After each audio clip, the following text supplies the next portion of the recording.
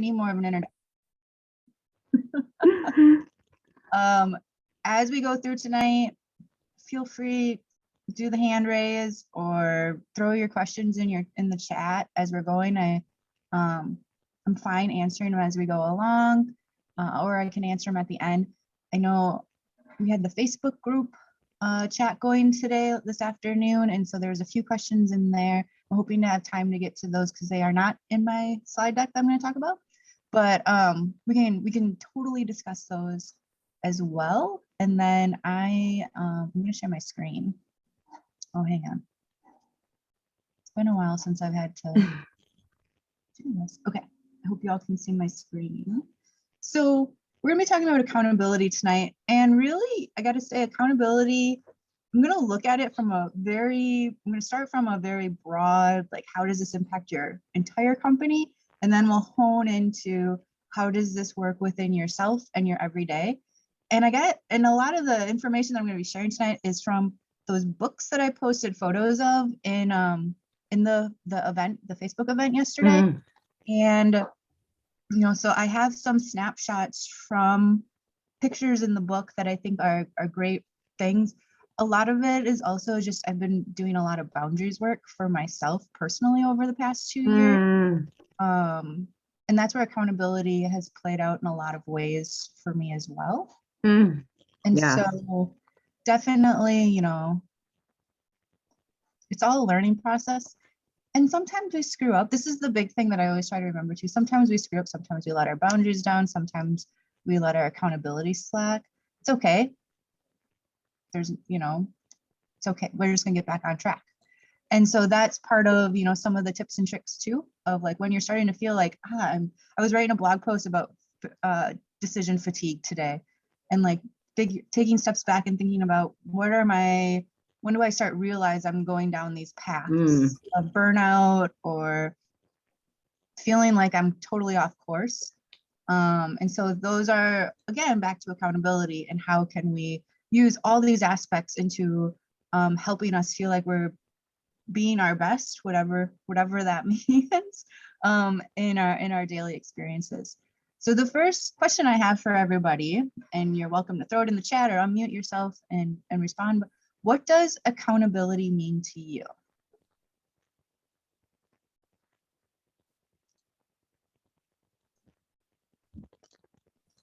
Tracking or money?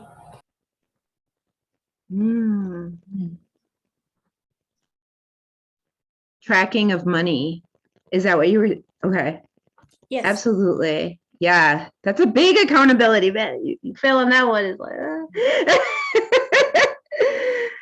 They'll be like me trying to find another bank. Be aware of my own behaviors, actions, and how it has impacted others. Absolutely. That is so true, Jen. Lots of restorative women here, women warriors. Heather, I should tell you, it's not a warning, but just a declaration. We have a lot of restorative justice, amazing women here. Yeah. People taking responsibility for their own behaviors, setting written goals, and checking them off. I love the check off. Accountability means a multitude of things to me. They all boil down to truth telling. Honest checkpoints. I like those. Those are all great.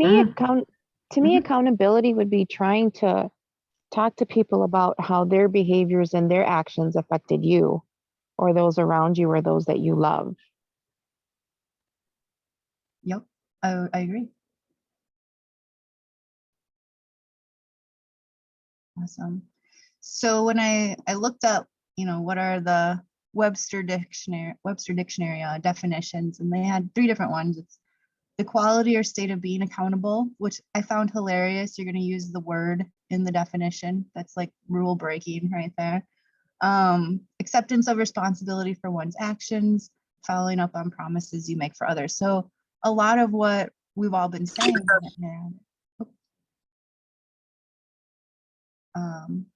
So then when we look at where does accountability lie within our business? So I'm gonna if you haven't seen this before, this is the business model canvas.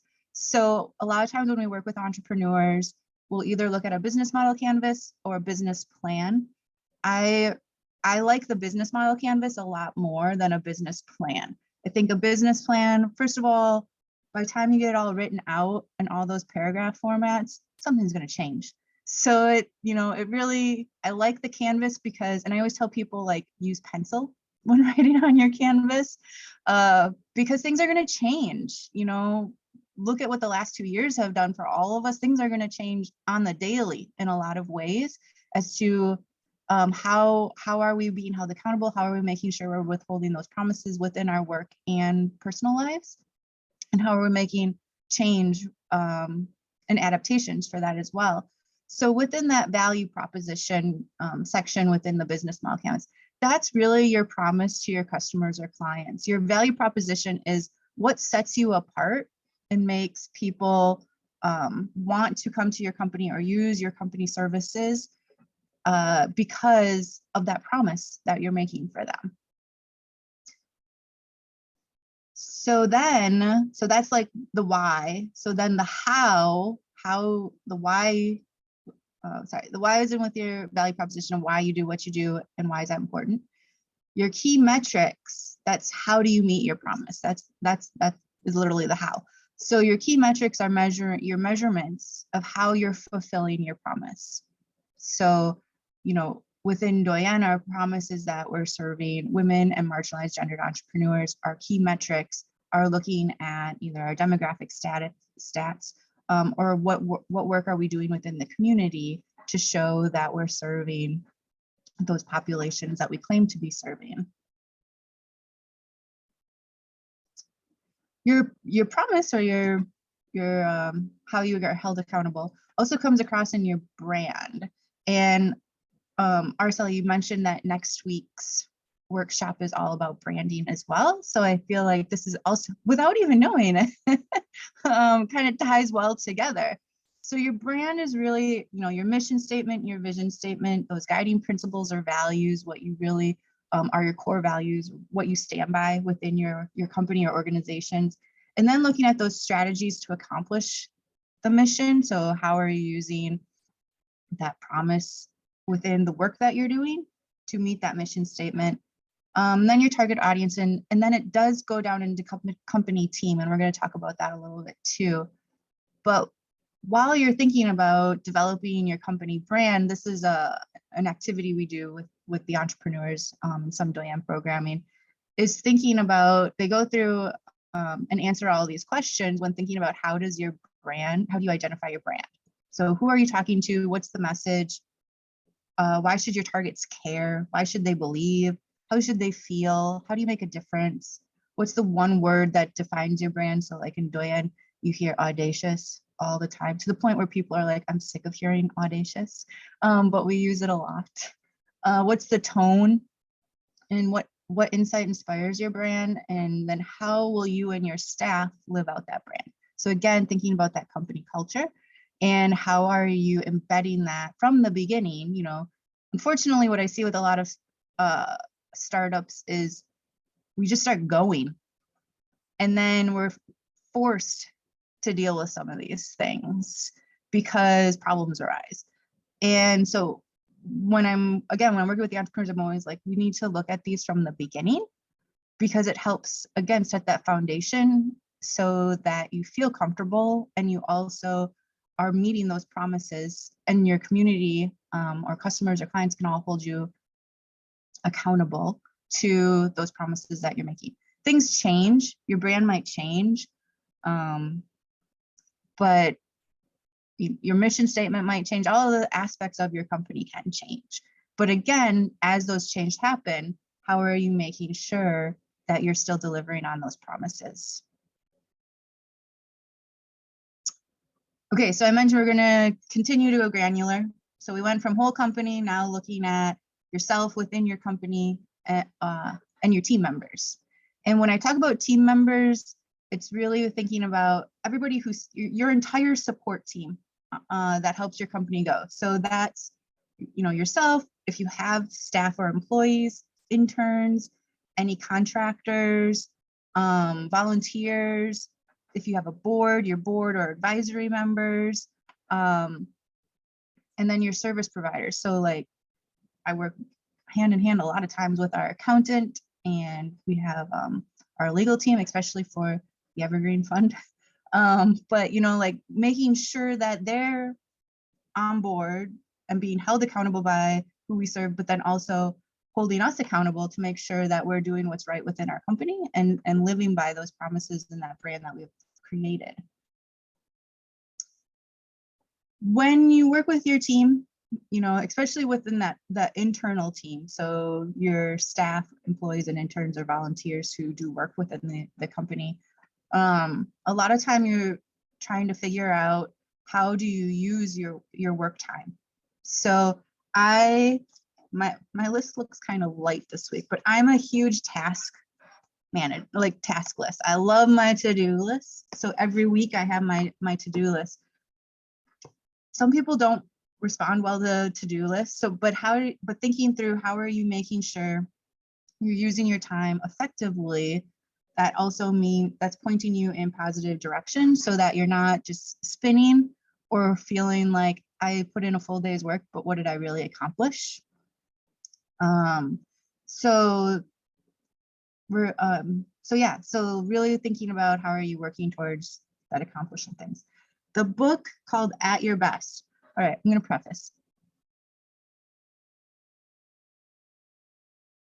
I didn't really like the guy's stories that he told in the book, but what I did love was his how to set up his thinking through how to use his day and how to use his time within the work week. So what the author Carrie wrote about was these optimal zone priorities, and you can go to atyourbesttoday.com and download the quiz to figure out.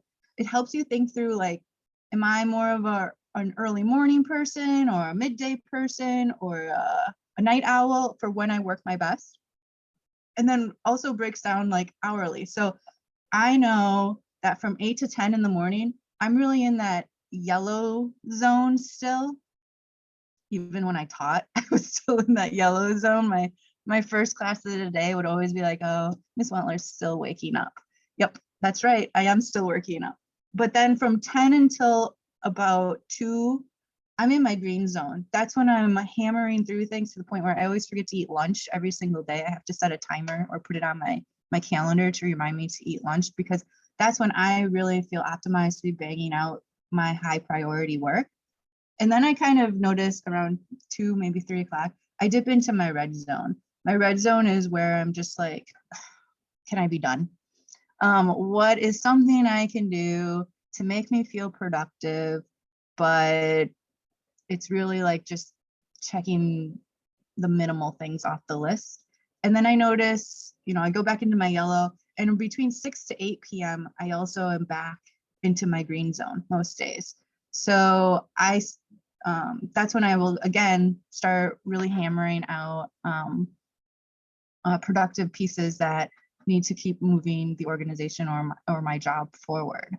And that's where, you know, that's what he talks about within these zones, is figuring out, like, when you're in your green zone, that's when you're most energized, you know, like you're really putting out pieces or work that are at your best. And that yellow is when you're a little like meh. The red is when you're really, you know, it's kind of like on those days when you're like, I just want to lay in bed today. That's kind of like your red zone. But how do you continue to keep moving forward? That's where you can, you know, looking at email. Or today in my red zone, I spent a lot of time reviewing footage that's been edited for a webinar that we just did. So, you know, again, things that need to get done, but maybe you wouldn't really want to prioritize your high value time towards. All right. So again, thinking about your team, and that accountability comes across within your company culture. So your company culture is made up of your belief, values, assumptions, attitudes, behaviors, and metrics. And here's kind of like how each of these kind of match up with things that we've already kind of talked about. So belief and values really go back to that mission and vision statement. that are within your brand. How are you working towards these? So when a team member comes in and is like, I don't know what to do, or I have limited mental capacity to be able to do the work today, but I know I need to get the work done. Looking again at within your company culture can help set, well, here are things that we can continue to work on, even if you're not feeling your best. Or if they're, how can someone who maybe is in their green zone or at their best can help step in and support things that need to get done as they move forward.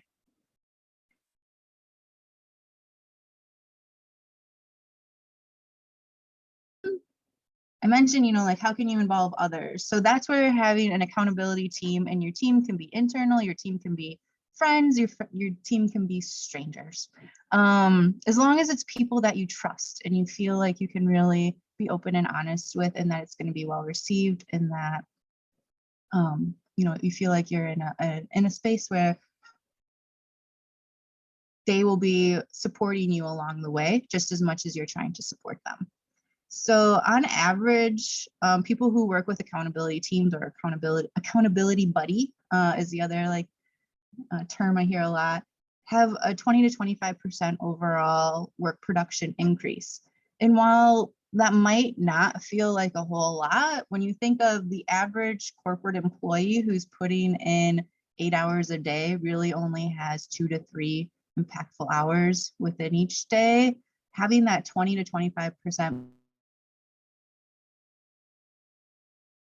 and helps move goals forward faster. Again, having that support from others. Absolutely. Oh, my internet says that it's unstable. I just wanted to say that, yes, I completely agree with what you're saying. This is exactly why Midwest 100 has been able to grow and scale what we have been. It was because we had strong accountability partners in the community, and also strangers too. So when you say strangers, let's just say it's like, other folks that you might buy membership into, if you're like a coaching circle, or in my case, it was a network of other Latina creators. And we met her earlier, Vanessa Castillo from the Rich Girl Mindset. And so joining that, although I felt like, oh my gosh, this is a rent. Like, I literally have paid rent to this amount.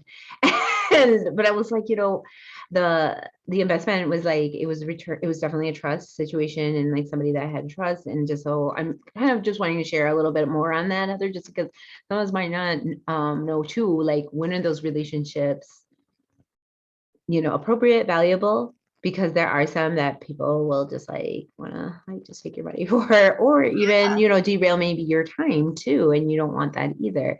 So having, I guess your own clarity too, I think is really important, or that you are willing where you're going to be, what kind of advice you want to take in that. But the important thing is, when I'm looking for accountability, is somebody that is positive, like not really trying to tell me what to do, if that makes sense. So just wanted to expand on that a little bit, Heather. Thank you. Yeah, no problem. Thank you. Yeah, I mean, even to the comment that's in the chat around some don't like to take or hear accountability, 100%. I've been in accountability groups where we would be going through our goals, and one person they'd never have an update, or they'd always have some sort of distraction when it came to talking about things. I've had, team members within Doyenne that are the same way, that when it comes down to how are you hitting these goals, they have a hard time being able to take the feedback of you gotta do better. And when you're in those different situations, having the boss employee relationship, or even the team member relationship within a company, sometimes those can be a harder conversation. Sometimes how do you approach them can be different. But especially when you're paying to be part of something, don't distract me, don't try and derail me, and also don't try to minimize my goals that I'm working towards, because if these are something that's important to me and I'm putting out there that this is what I want to be held accountable for, you can challenge me and try to make me reach higher or harder, but don't take me down. That's not something I want to be part of. So yeah, so and the other one with it is it helps that morale boost. It helps you feel like you're in it together. You're not just trying to achieve these things on your own. So for my solopreneurs out there, we can know how that feels, where you spend a lot of time by yourself doing your job every single day. And sometimes it does feel like we are up against each other, not each other, we're up against ourselves. And we also feel like I'm screaming into a void. Does anyone hear me?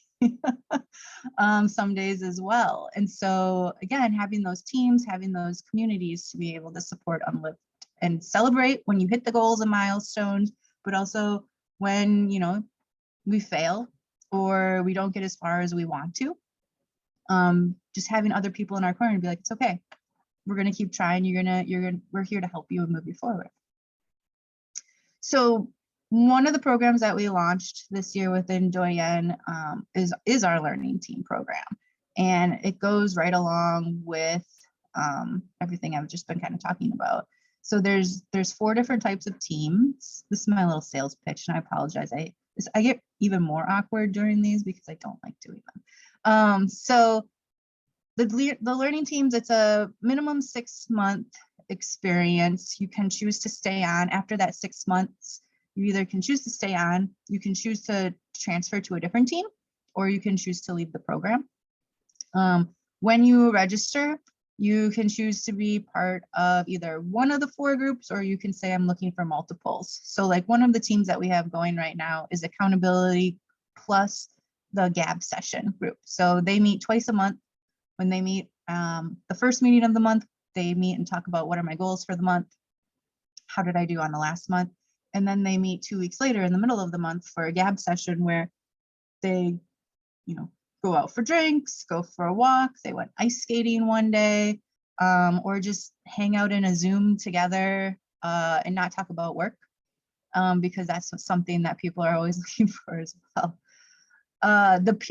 So with the accountability groups, it's a lot of the handout that Araceli forwarded to you all today of like, how do you do accountability tracking? Here's some examples that you can do around using goal setting templates, using the OKRs, which is your objectives and key results. I'm happy to talk through any of those documents if y'all want me to go through that as well. But it also talks about that second group, the peer mentoring group. So with the peer mentoring, that's where we all have talents and areas of expertise and lived experience that we can help each other with. And so a lot of time with the peer mentoring groups, it'll be like, hey, I have this specific problem within my company or within running my business right now. Does anyone have any experience doing this? And would you be willing to help me? And it can be from a professional, you know, I'm trying to figure out my books. Can someone take a look and see, am I aligning things up right? Or do I have the right accounts set up based on what I'm trying to do? Or it could be, you know, I have someone on my team that has a hard time taking feedback. Can you help me talk with what am I needing to change to be able to work with that person to be able to give the feedback, but also how do I approach them to be able to say, here are some things that we need to talk about. How can we do that? The deal flow group. So Doyenne has a program called our Investor Accelerator, and that's really for anyone who is wanting to learn more about what does it mean to be an investor, to be an angel or venture capital investor. And then after you go through that program, we don't require you, a lot of these other investor accelerator programs across the country expect you to be able to put money into a fund right away. We don't do that. We are much more about how do we just give you the information to be able, so if you want to go out and invest on your own or join a fund or just be able to, as an entrepreneur, understand more of what is the investor mindset as to what are my investors thinking, potential investors thinking as they're evaluating my company. And then what does that mean for my personal financials and how do I work through that as well? So the deal flow group is they get together once a month and they talk about different companies that they've heard of that are seeking investment dollars. But also if they're like, you know, I'm evaluating this company and it says that, you know, for $50,000, I get 3% equity stake. What does that really translate out to within their cap table, which is showing all the dollars that are within the company? And how do I think long-term about what are my rights, or what should I negotiate for to be able to try and make as much return as possible on this deal if I move forward. So yeah, that's kind of it. Again, happy to take any questions or comments, or go through anything. I know someone had posted in the Facebook group earlier that they were having issues with the 5x5x5 application. If they're here this evening, I'm happy to try and talk through that, or we can find another time, chat through that. Otherwise, I can talk about 5x5x5 a little bit more too. Araceli's gone through it. She mentioned Afra actually had won it last August. Yes. Yeah. Yeah, that's how I think I first learned about Afra. But yeah, really excited that and I just wanted to give people a chance. Yeah, let's give people a chance to like respond and let what you just said. I mean, that was a lot. I'm like, it's a lot to think about. And thank you. Because I mean, like, I think we don't at times dwell into the minutia of it and also kind of see it. Okay, we got some comments here. Why, as women, is it always necessary to conform to make others comfortable? Very true. Very true. Yes. Because we're still working on that. Part of all of our jobs is to make people feel uncomfortable. So just keep doing what you're doing. And I think it's finding those people again that will rally and support you around those initiatives. I have a question on the investor training that I can sign up on the Doyenne group. And is there like specific times, or is this something that I can just sign up and I would get like, a start time? I don't have to start with a particular time group. Some things are just dated. We're going to start this group on this date. So you have to sign up and then attend those classes on that date, or can it just be pertinent to when I sign up? Yeah, so the way that the teams work is, so once either if I have a spot open on our current team and it fits what you're looking for, then I'll introduce you to that team captain. And if your schedule works for when they're already meeting up, then you're welcome to join that. Otherwise, we can put you kind of in a holding pattern. And I wouldn't, I obviously wouldn't take payment while you're in your holding pattern for the program. But then once we're able to put a new team together, what I usually do is I have like a kickoff group where the new team comes together and introduce each other to everyone, and then you all figure out when's a good time for you to meet and how do you want to structure your team going forward. And then I just kind of become like a supporter. So if it's like, hey Heather, we're looking for someone who could maybe help us with this thing, or I'm having some troubles within my group, how can we try to address it? That's where I can become a supporter around that. But otherwise, I really leave it up to the team to kind of self-manage themselves and pick when they're going to be meeting and working together.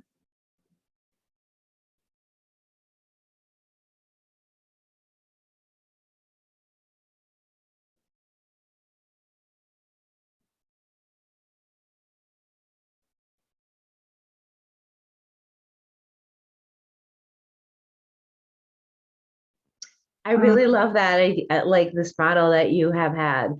I mean, Doyenne used to be expensive.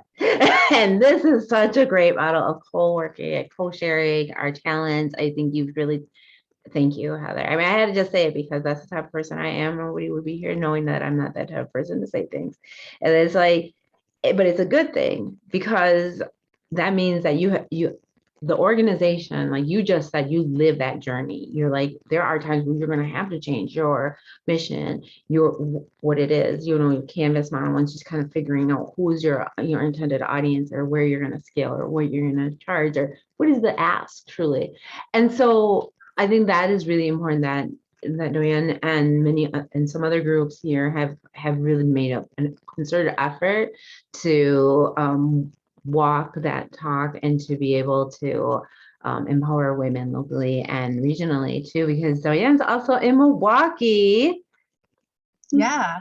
Yeah. So And we do have some folks outside of Madison that join us and watch our show. So yeah.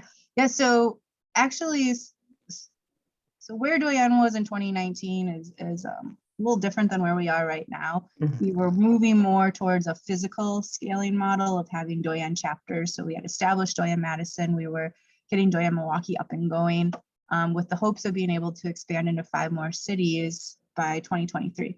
And then everything that happened in 2020 happened, and we went virtual. And what I really enjoyed about going virtual was that, we didn't have to worry about, you have to be in a physical space to be able to access the programming or events that we host. So we're still, we still consider ourselves a statewide organization, and we're starting to see people come in from outside of Wisconsin as well. But we won't be going back to, for right now, unless like people are welcome to self-coordinate, but all of our programming is virtual. And then most of our programming anyone can register for, but that isn't part of the cohort experiences. We record those programs as well and put them up on our learning lab, and they're free to register for and free to watch on the learning lab as well. And they're all focused on strategic thinking within your business. So like the one we did last week was all about getting ready for working with PR, and what does it mean, working with a whole public relations either company, or just how do you set your company up for being able to bring in a PR specialist. So next month we'll be exploring the mission and vision statement and how do you work through those. And then Araceli mentioned, we used to be a membership model, and I say used to because I got rid of that this year. So it felt very much pay to play to be part of Doyenne, and it was it was part of the model I honestly hated for a long time, and I got rid of it this year. And so doing that means that we were able to change a lot of the pricing structure, because we were trying to, we'd have these prices on things that tried to show this is why you need to be a member of the organization, because then you get these price breaks. And it just felt like it totally went against what we're trying to do. And so that was why I got rid of it. Nice. And that's the thing, it's like we change, there's different times where, it works for us, and then it just moves, it doesn't. And that's not to say the other model didn't work as well, but it just, for whatever reason, wasn't getting what was really the true mission. And sometimes we got to change that. And I've been in such a learning curve right there with you about all of this. So I'm really excited though to hear more about also like the pitchings of 5x5. And so let's dive into that, because I know Perla was talking about maybe wanting to go into that, and I think others too in the chat. And then Maite is in here. She could come in and pitch. I mean, there's just so many opportunities. And there's a lot of YouTube videos. I want to preface, there's a lot of YouTube videos that will tell you how to pitch. One of the lovely things that I had experienced with going to the 5x5 was that there were other women who had won it, and then they got to talk to us, or like somehow they had to make a little appointment with us, and they gave us their lessons. And one woman told me, she's like, you need to own that you're going to win. It's not even like a maybe. Do not be shy and own, like, with this $5,000, this is what I'm going to do. And so I thought that was really empowering just to even have to say it. I said, because I wanted to give you all these reasons of why I'm the best. Like, I wanted to just be like, yes. And instead of just like, no, I need to walk in that confidence of being that of being the winner. And this is coming from someone who did not win. But I have one other things in the world. So I mean, at the point is that at times I felt that it almost feels like you have to be rejected 10 times in order to win one. And that is the unfortunate part of being an entrepreneur and being in these competitions. But yeah, tell us, are you still having any more of those classes, those intro classes for it? Yeah, Okay. 5x5. I don't have any additional info sessions. I kind of talk through what the process and everything look like, but definitely feel free to reach out to me. I'm happy to do phone calls or whatever, Zooms, whatever, with anyone who wants to learn more. The current application for our May event is open until April 8th. And to Arceli's point of like just the experience, as we all know, you're going to hear no way more than you're going to hear yes when you're trying to run your business. And so that confidence, it gets shattered all the time because of that. And so we're constantly trying to overcome it, and be able to still feel like it's important work that we're all doing. And how can I keep trying to get some sort of traction? And so that's where, with 5x5x5, it is 5 women-led ventures up on, now it's a virtual stage, each give a 5-minute pitch, and then one receives a $5,000 grant. The way that the application process works is once we close the application, we have a committee of former 5x5x5 participants who volunteer their time to review the applications, and they select who the 5 companies are. Usually what we do is we select 5 companies and 2 or 3 backups, and then we reach out to the 5 that were selected, making sure they're still interested. And then if someone has to back out, then that's why we have the backups, just in case. If and when you're selected to be one of the 5 presenters, there's 2 pitch practice sessions that are mandatory. And what we do with these pitch practices is we have all 5 contestants in the same Zoom room. We do that on purpose because we want you all to be, the feedback I get is a lot of like, you want me in the same room as the people I'm competing against, but the way it ends up feeling is much more of how can we support each other when we're listening to their pitches. It's this what didn't make sense to me. Here's where maybe you can clarify more. Or what we normally see is, since we're trying to get to the 5-minute mark, is you're at 8 or 10 minutes. How do we start building that backwards and thinking through what are the most important pieces? And so like at pitch practice number 1,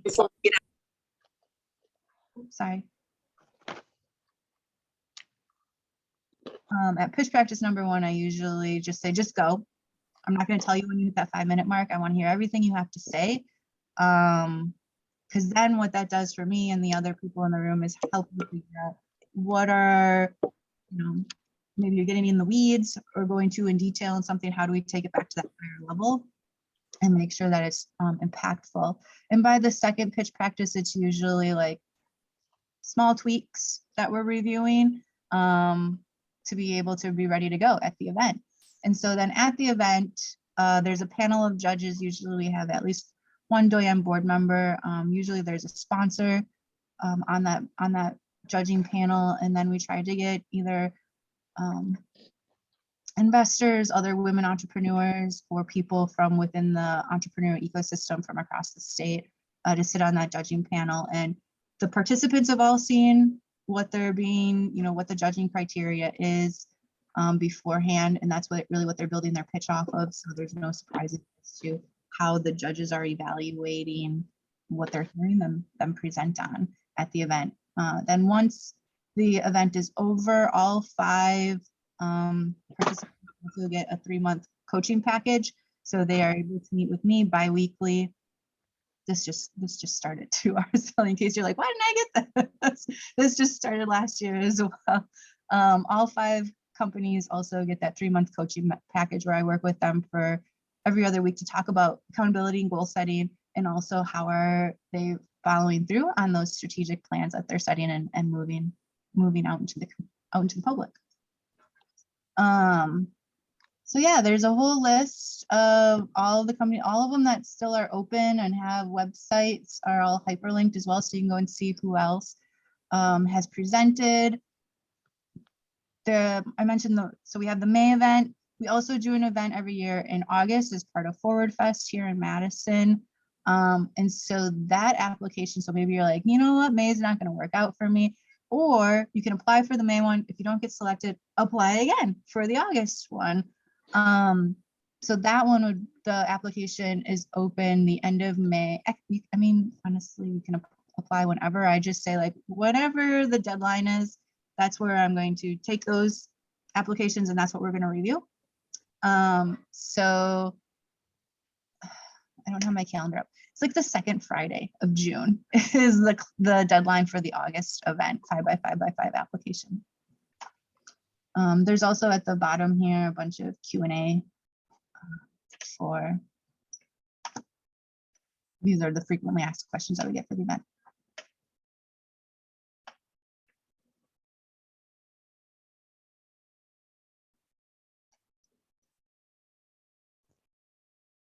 Any questions? So we kind of mentioned about going on YouTube and, getting some coaching that way. There's a slide deck that needs to be done. There's some technical stuff. Do you still do that? Heather, once you get registered, you guys meet a couple times to go over those things? Okay. I'm sorry, I was reading the chat. I'm sorry. Oh, no. I was catching up. Yeah, so that's what those pitch practices are.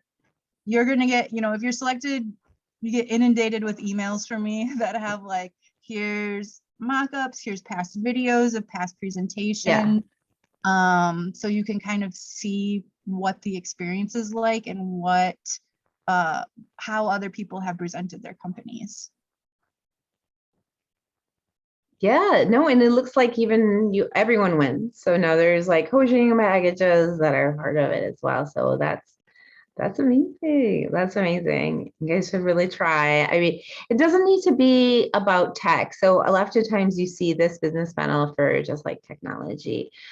I think you'll see that there's such a variety and diversity of businesses that are part of it. And even attending something like Forward Fest or any other type of like entrepreneurial festivals. And we have several of them here in Wisconsin, in Madison, where you can kind of just see other people's business model on display, like wherever. It's also, I feel like it's such a great way to kind of test out the waters. What are people doing? I really enjoy learning about other people's business models who are not from my industry at all.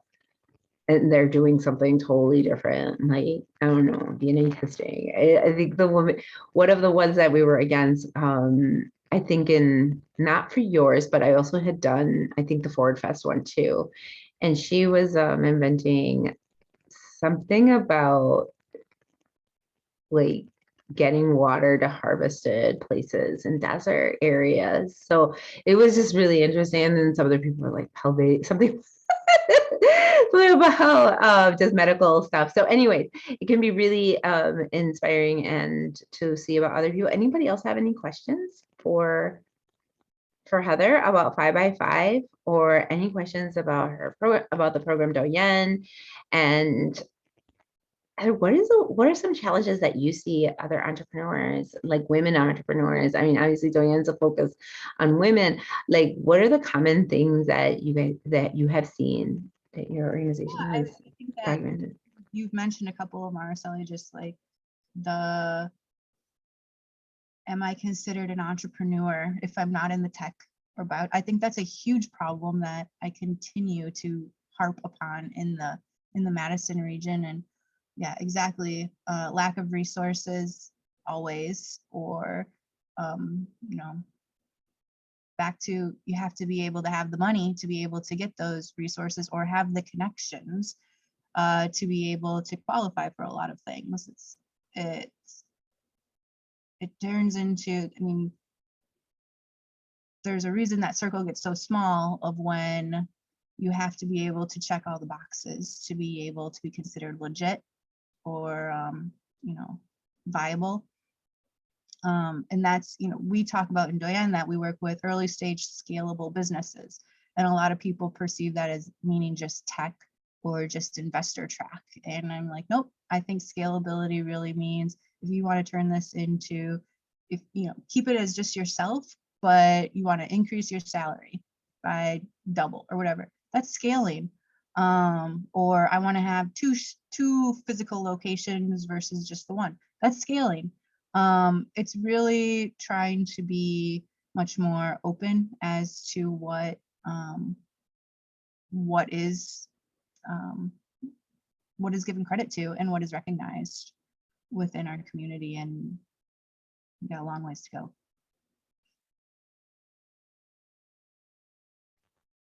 And you have some amazing movement makers here. I don't want to call out their names unless they want to come out and talk about, talk about the entrepreneurial journey. But there are some amazing movement makers already in this group, and I'm just so honored that they'd be here and, and talk a little bit about, those type of challenges. Thank you for saying those words and just acknowledging that, yeah, there's so many lack of resources that for women entrepreneurs. And I think that making this program accessible like you have, and then having the pitch sections now with this is going to be I think it's like starting the leadership for other organizations to do the same as well. And specifically targeting it, but also educating for that ask. And it's like studying for the test a little bit, but you might find out something really new about yourself, about what you're, or about your business and or network. I mean, all the people that pitched with me for the 5x5, I follow on social media. I think there was another marketer, she was doing millennials. I still follow her. There was another person with pelvic disorders, and she's still on. They were just really interesting takes on how to do a women's market in a very creative manner, and that was also solving a problem at the same time. Problems that I was like, oh yeah, I am tired of marketers not talking about me when I'm the biggest user, or oh yeah, just things that happen in life. So I think those were really good pitches, just like even for myself, just not winning, but it was just still enough just to hear all of everybody's ideas and business line models, so that I could also too think of my own line model of like, okay, this is how we're going to scale, or this is now the new ask. So any other questions as far as accountability? Because that's the topic tonight, friends, is accountability. Those charts that you were I have one right here I'm looking at. I have one of charts. In the beginning of the year, we had started with Beeble. To the Beeble program was a workshop on just our goal sets for 2022.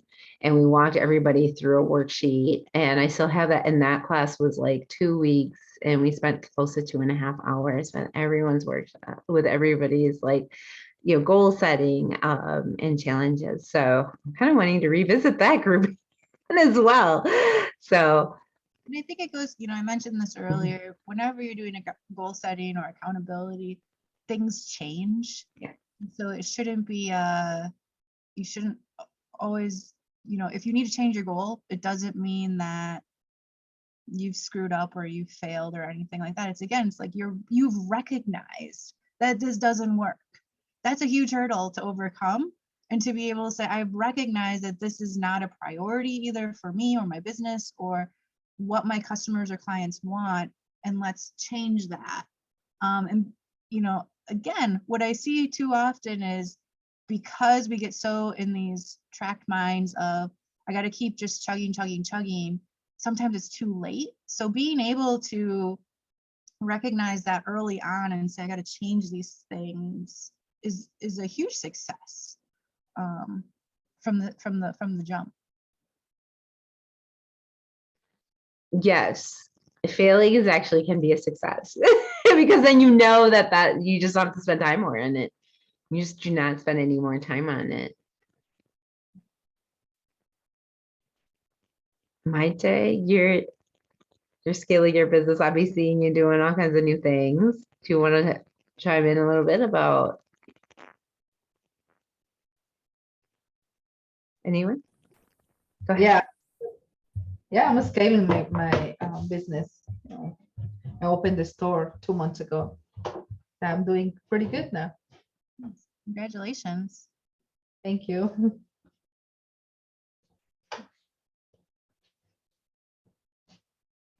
Mike, did you use any kind of accountability system, buddy system to keep your ideas on track? No. Okay, yourself, Yeah. lists. I have a huge chart over here. It's like journaling, any kind of other shit. I'm, a big fan of sticker charts. So in college, I hated going to class. So I totally passed one semester by just making sticker charts, and I got a gold star every time I went to class. So whatever you got to do, I'm all for it.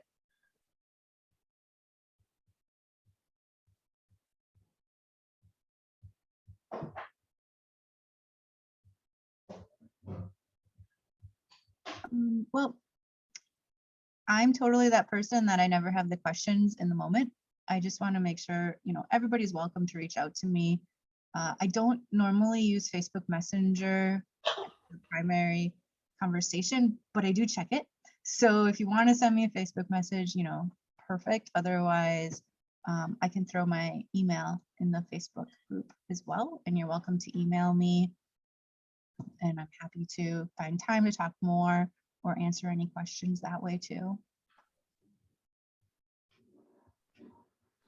So something that I haven't revealed to the group is that Midwest Mujeres got a co-working space at the same place as us. So we're now in the same darn building called the Spark Building. I know, friends. I'm really excited. All right. So I'm going to be having some hours out there with Heather, down the hall with Heather, in a little picnic table. Quiero una mesa. No me dieron una oficina, me tuvieron que nomás dar la mesa. Nah, but it's okay. It's a little co-working space, but we're going to want to do some office hours. So obviously Heather and I, we're just going to team up. We're just going to team up, and Young and just have to come by and meet both of us in person at the Spark Building on East Washington. And we're going to be doing that. Like, that's going to be my next iteration. It's doing that next month. And so Heather and I will just, you're just going to have to meet with us and have some comadre time, and we'll talk more then too. Yay, everyone's saying yes. Any questions? Yeah, we got Heather's attention. We really need to give it to her, because if she might be able to give us some ins. This is like 5x5. Whoever's thinking about doing it, this would be the time to ask. Again, so I will honestly say I'm not part of the selection process. I am part of the coaching process, and I'm not part of the judging process because I get too involved with the company to stay partial. So I apologize. Perla, did you have something you want to say? Yes.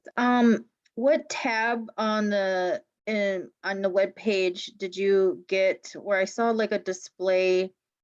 I don't know if they were past events, but they had presenters and then the dates.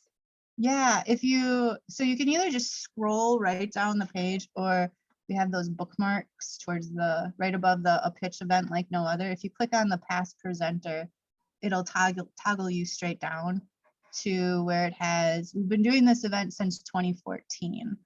So it has all of the companies that we know of that are still open, listed. And if they still have a website going, their website is still hyperlinked on them as well. Okay, that's through what tab though? The past presenter. Oh wait, are you on the? I'm on the website. On Oh. the Doyenne. Was that from the Doyenne website? Yeah, so on the main page, if you hover over events and then click on 5x5x5. Okay. Sorry. And then if you want to apply, when you go to the 5x5x5 site, there's a block across the top that says 5x5x5, and it says click for events. That's actually if you want to register to attend the event. If you scroll down a little bit more, it says a pitch event like no other, and it has a purple button that says start application. Click on that to be taken to the application form. Okay. Thank you. Yeah, thank you. Well, let's put that email on the chat. We already have some people that have been saying goodbye to us. I'm just excited that we had a chance to really talk and debrief about all this. It's like we really have not been like, she just knew too. She just found out as well as I did, that I got the artist residency there at the Spark building. And so I was gonna announce it like on my social. I just haven't had a chance. We've been just incredibly busy in a great way, just scaling Midwest Mujeres in a way that I never had thought would be possible 2 years ago. So that's been amazing. And so, yeah, I've definitely welcome all of us as women to email Heather if we need more information on how to pitch and information about their monthly memberships too. Again, Doyenne's such a beacon for women in their area for entrepreneurial education. So yeah, folks, one more time, ladies. Next week we will see each other. I'm going to just end the live recording, and if we have any other questions, feel free.